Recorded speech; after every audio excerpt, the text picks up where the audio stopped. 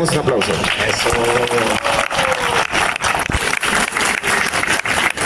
Y por eso dije sábado y no domingo, porque estaba esperándolo desde hace mucho tiempo. Quería decirles, antes de que comencemos, que para mí es un honor porque la idea de este libro de alguna manera resultó de que Johanna me invitó a México un día. Gracias a Johanna me invitó a México, yo estuve allí, conocí la comunidad que tiene Johanna, fui a un panel de presentación de varios casos y me di cuenta del trabajo tan arduo que hace Johanna y Lourdes y dije, esto tiene que estar en un libro, y tiene que estar en un libro porque todo lo que ellos dicen y todo lo que ellos han investigado no se puede perder, no se puede perder, y este es el resultado, y gracias a ustedes por estar aquí. Muchas gracias. Y comencemos una vez. Johanna, estás en Colombia por primera vez, yo creo. ¿Sí es por primera vez? Así es, sí. Por primera vez que salgo a conocer la ciudad, porque bueno, con los viajes a América Latina siempre hacemos escala acá. Estamos 5 o 6 horas y luego partimos hacia México, pero no salimos del aeropuerto. Pero ahora sí. Y bueno, Johanna, estás en Colombia presentando El Enigma del Cielo y con Lourdes, y quisiera que ustedes nos contaran los dos cómo o qué es lo que van a encontrar todas las personas acá en el libro. Lourdes y Johanna. Muchísimas gracias, Esteban. Que Lourdes sí había venido a Colombia hace unos años, si nos habíamos visto. Sí estuve aquí, es mi segunda vez en Colombia, estoy súper feliz porque me encanta este país, el calor de su gente y sobre todo, bueno, pues que haya un hueco, como decía Johanna, para la literatura y la información de misterio. Esto no es fácil, en México no nos ha sido posible publicar de este tipo de temas, las editoriales no apuestan por ello y en el caso de mi país, España, sí teníamos las puertas abiertas, pero de alguna manera Johanna y yo nos hemos vuelto muy activistas de todo lo que tiene que ver con nuestro continente. En España se nutren de la información que se genera en América, pero luego no se da valor a los investigadores de Latinoamérica y por eso no queríamos publicar esta información en un sitio que no fuera nuestro continente. Así que gracias de corazón a Esteban, que ha sido el artífice de todo esto, a nuestra editora Cindy Roa, a la editorial Intermedio y a todos los amigos que estáis aquí porque habéis hecho posible que Johanna y yo podamos cumplir este sueño. Y ahora sí, pues la información que podéis encontrar en el libro sobre todo es para abrir la mente. Cualquier persona que se acerque a Enigma en el Cielo se va a dar cuenta que el fenómeno OVNI no es una anécdota, que es una realidad, no es cuestión de fe y es cuestión de información. Nos queda claro que hay personas que no están preparadas para abrir su mente, que pongamos las pruebas que pongamos sobre la mesa, pues no les va a interesar y van a seguir negándolo, pero quien de verdad quiera acercarse a este tema desde la serenidad, con la mente abierta, creemos que va a encontrar en el libro las claves para tratar de entender un poquito qué está pasando en nuestros cielos. Seré muy breve antes de dar paso a Johanna, para que os deis cuenta de la importancia que ha tenido el fenómeno en Colombia y que hasta ahora no se ha reivindicado. Empecemos por el año 1959, donde hay un encuentro de la Armada colombiana en el Mar Caribe.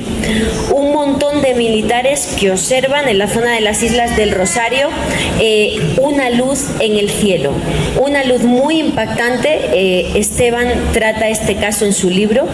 Una información y un informe oficial del Ejército de Colombia sobre el tema, que es interceptado por Estados Unidos y que nos tenemos que enterar en 2015 por una desclasificación OVNI de Estados Unidos. En Colombia no existe la información, pero en Estados Unidos sí, porque interceptaron los datos.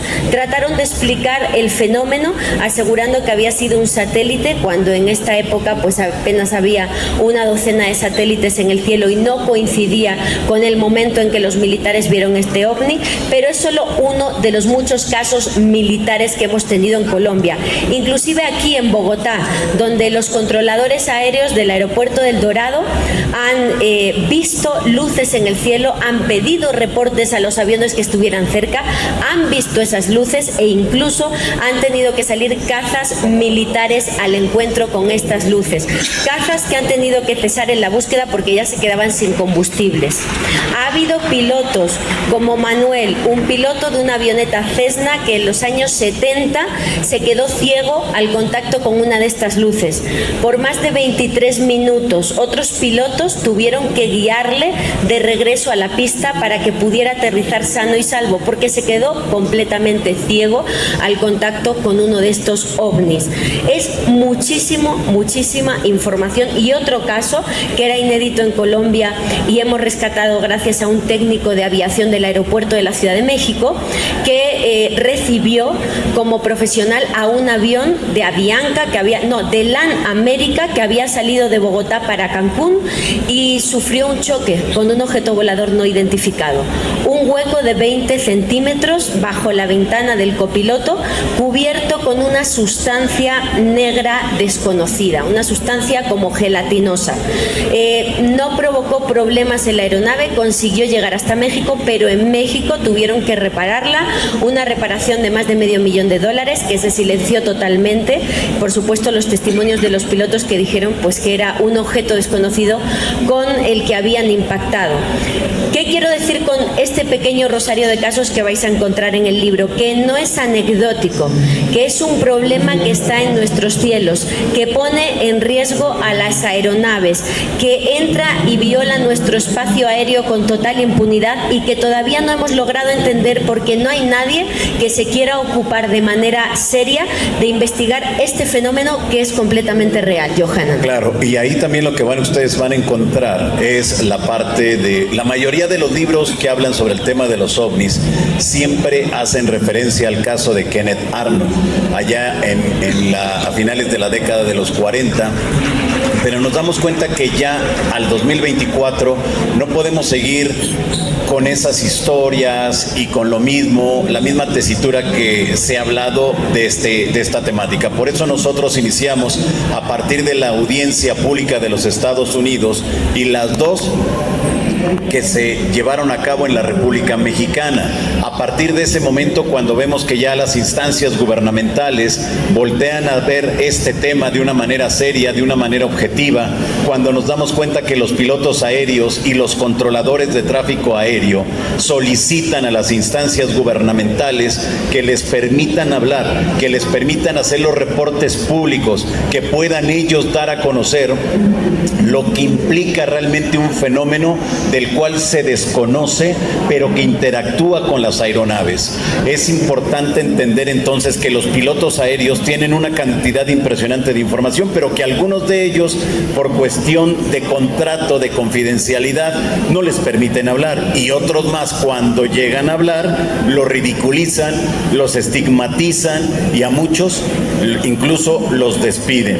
Entonces nuestro libro está enfocado en la primera parte a dar a conocer precisamente esas historias, esos casos, algunos conocidos, otros completamente desconocidos, pero que esa es la parte fina del libro, porque entonces encontramos la parte de los encuentros con aviones y los pilotos que hacen los reportes, pero también encontramos contactados, encontramos los puntos donde se hacen los contactos, encontramos mucha información de toda Latinoamérica, desde México hasta la Argentina, pasando por los lugares más importantes, más destacados, para entender que es un fenómeno real, que es un fenómeno auténtico, que es un fenómeno que hace falta mucha investigación y que esperemos que a través de este libro tenga una buena resonancia en la sociedad, porque de esa manera tendremos la oportunidad de seguir presentando más casos, más entrevistas, más de todo, que siempre es bien interesante. Ahora, y ya por último, en este libro se quedaron muchas historias afuera. Ojalá y tengamos la oportunidad de que haya una segunda parte, pero yo creo que con lo que se quedó afuera armamos uno, pero sin problema alguno, ¿no? Quietamente. Uno de ellos es el de Óscar Santamaría Huertas, que a mediados de la década de los 80 le disparó 64 obuses a un ovni, a un objeto volador anómalo con forma de esfera que se mantuvo sobre la ciudad de Arequipa, allá al sur del Perú, sobre la base militar de La Joya, un lugar donde no se puede sobrevolar, está restringido el espacio aéreo. De repente ven a un objeto allá arriba, le ordenan a Óscar Santamaría agarrar un avión de guerra y tumbar ese globo. En una primera instancia se pensó que era un globo de actividades militares y de inteligencia del gobierno de Chile. Agarra el avión, se va sobre el objeto y se da cuenta que era un objeto completamente esférico, que parecía que estaba girando, que en la base de esa esfera había una especie como de base cuadrada y que el objeto subía, bajaba, hacia una serie de evoluciones tremendas. Llegó el momento en que le dispara, se crea la pared de fuego y el objeto estaba intacto. Es uno de los casos más importantes a nivel mundial del encuentro de militares con estos artefactos, y que a lo largo de la historia nos damos cuenta que siempre se habla, ¿por qué los militares no se encuentran con ellos? ¿Por qué los militares no hablan? ¿Por qué esto? ¿Por qué aquello?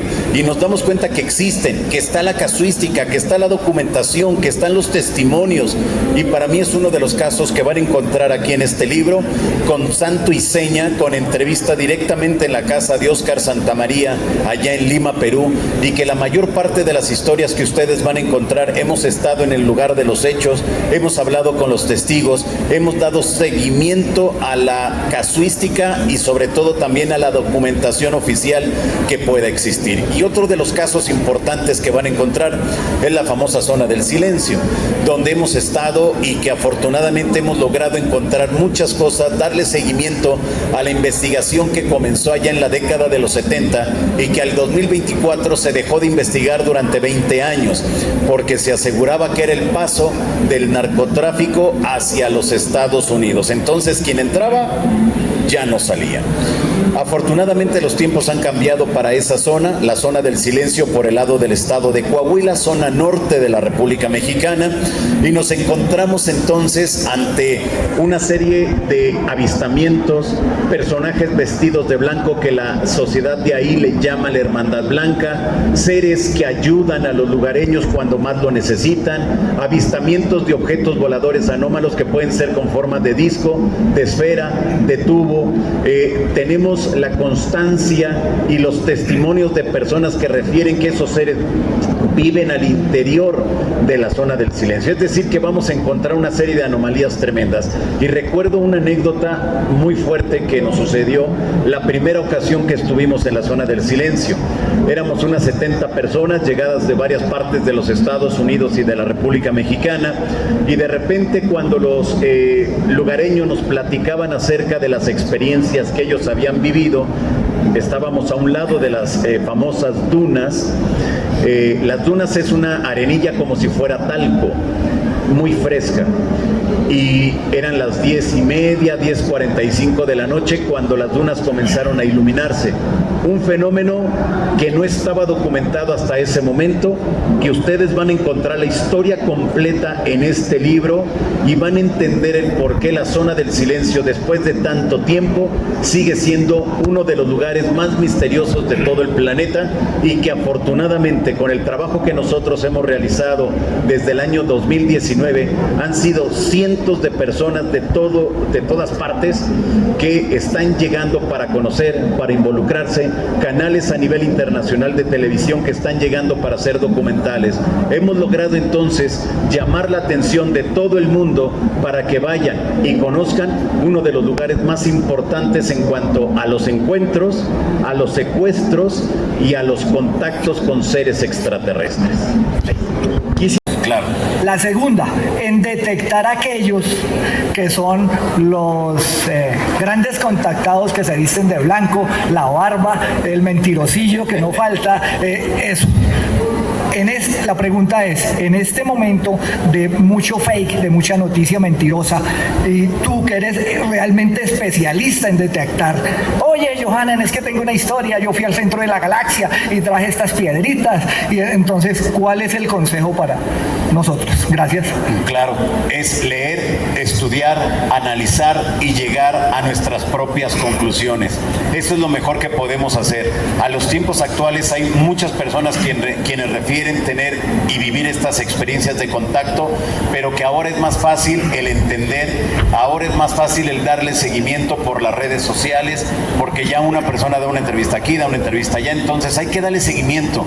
Si es real y auténtica esa experiencia, en todos lados va a decir exactamente lo mismo, pero si le está aumentando o se está adaptando a las condiciones del momento, entonces vamos a ver que en cada una de esas entrevistas el conocimiento y lo que está diciendo es completamente distinto. Sería lo más sencillo, pero siempre es leer, estudiar, analizar y llegar a nuestras propias conclusiones. Bueno, llegamos al final, pero es solo el inicio. Gracias a todos por estar acá. Gracias, un aplauso para ustedes. Un aplauso para Johanan y Lourdes. Gracias. Aquí está Joninka Castillo, Jaime Gutiérrez, cada uno de ustedes. Y también bueno, aquí hay mucha gente. Está Joana Arenas, está Tania Velázquez, está Cindy. Marta Briceño. Marta, gracias. A todos los que han estado aquí, gracias. Les digo una cosa, afuera pueden comprar el libro y ya Cindy nos va a contar algo increíble. Todo gracias a Intermedio Editores. Muchísimas gracias a todos. Los invitamos a que nos acompañen a la